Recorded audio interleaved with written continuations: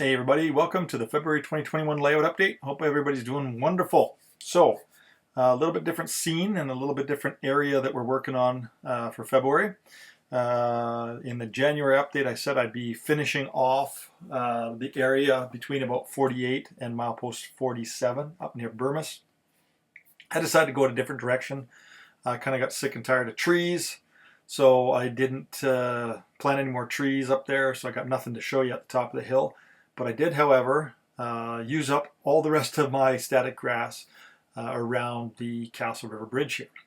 So what I'll show you real quick here is we'll follow, this is a helper set returning light, we'll follow these guys east, across the bridge, up the hill towards Pincher, and then we're going to work our way back. But I want to show you, to begin with, an area that I'm not happy with and how I fixed it. And then I'm going to show you the scenery from that specific spot back down towards this bridge. We'll focus a little bit more on the bridge and around the bridge. And I also want to show you some rolling stock that I was working on as well. So this is a little bit of a departure for me. I haven't really done a whole lot of prairie scenery before. So kind of a fun little thing, got me out of the comfort zone there.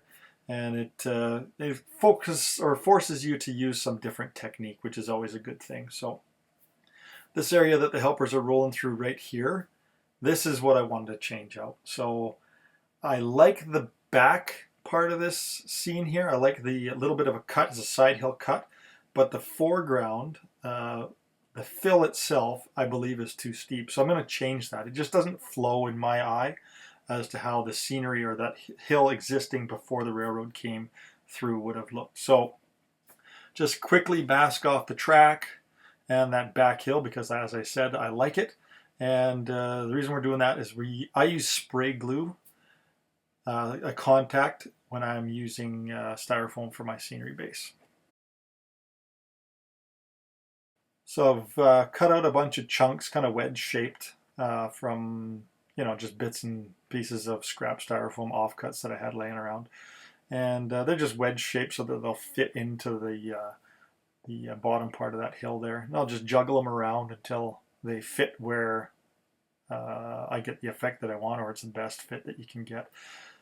And touch them with a little spray glue. Let that sit for about a minute. Apply, and then we can go at it right away. That's what I like about the spray glue. It's quick and it's clean, and it's just a really efficient way of doing things. So rasping it all down, getting a nice natural feel there, and then we're going to go over with the Sculptamold, or in this case it's Celluclay. And you'll see here how I like to go after the fascia and the scenery transition is I like to make sure that my scenery goes right up and I have a great demarcation line between the fascia and the scenery itself.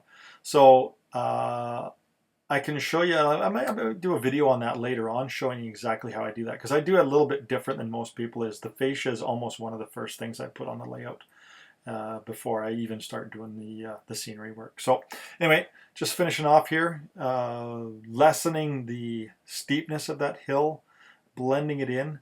Remember that you have to always think about how the scenery looked before, or the landscape looked before the railroad punched through there, and that's what I'm going for here. It just didn't look right before, so we're trying to get it so it does. What I'm doing here is just a quick scrub with a pick, vertically making some lines that are going to kind of represent a little bit of erosion. Nothing serious though. Okay, and first train's rolling through. Looks much better, much less grade to that, and it's not as steep, so it looks more like the railroad spent minimum money going through here, because we all know that's what they would have done.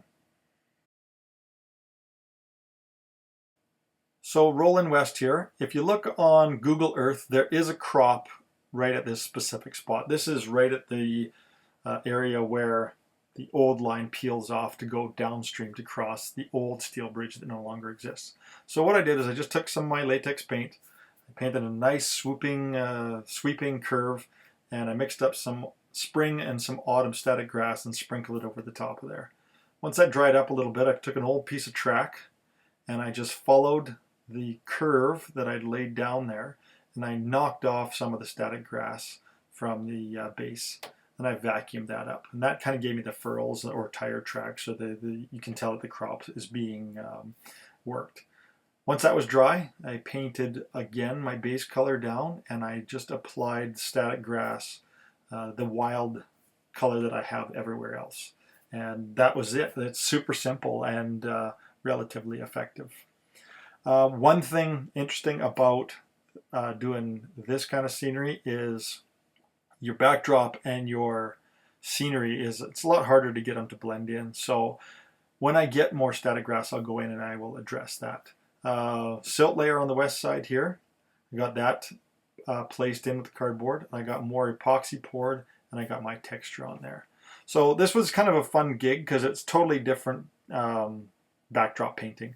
As you can see there, exposed kind of sandstone cliffs in the background there, or eroded hillside out of sandstone. Super fun to do, and it was just kind of a really neat thing because it's so different from what I have been doing. So it was kind of really refreshing to do that. Once I got everything done, I added a little wooden retaining wall to one end of this bridge here, just because it's kind of a fun little detail. And I weathered the bridge up, and I put expansion joints in the top area. And the way I did that was, this would have been 10-foot precast chunks that they would have just laid down, and then they would have, so, you know, there's gaps between the chunks. So all I did was I marked off 10 feet, 10 scale feet, and got a little square here and a mechanical pencil and just drew in the lines. Now, I'm going off the top. I did the side ones first, then I'm just matching up to the side lines here off the top. And in N scale, it's all you need. It's really quick and really effective. It really adds another dimension to this. So obviously, still got to do a walkway on this bridge, but once that's done, I'm going to be super happy. So there you go. You can see those expansion joints. Did an ops video recently. If you guys haven't seen that, check that out. It's kind of a cool thing. And what that kind of pushed me to do was to focus on some rolling stock for the next couple that I want to do. These are BLMA pipe flats that I've had for a long time but had never done anything with. So I peeled a bunch of those out, ground the bottoms of the floors out so that the trucks will spin freely and there's no kind of interference with the wheels. Weathered them up, changed the couplers to short shank couplers, and I'm going to put them into revenue service. When I bought them, I didn't get loads. Fortunately, Jeff at Prairie Shadows had some loads, so I picked up 8 or 10 loads from him, and I can put these things into service hauling pipe up the hill. Next 3 cars here are old gondolas I had laying around. These are old MDC / Athearn gonds, and I cut the floors out of them, lowered them. So all you do to do that is you cut the plastic floor out and you push the weight up inside the car. They're riding on BLMA trucks, and they have MT 1015 couplers body mounted to them. So these are ore concentrate cars. They'll be going into revenue service soon as well. So anyway, that was February, you guys. Hope you enjoyed it. Another ops video coming up real quick here. I'm kind of having fun with that, and we'll see where we get in March. So take care, stay safe, and thanks for watching.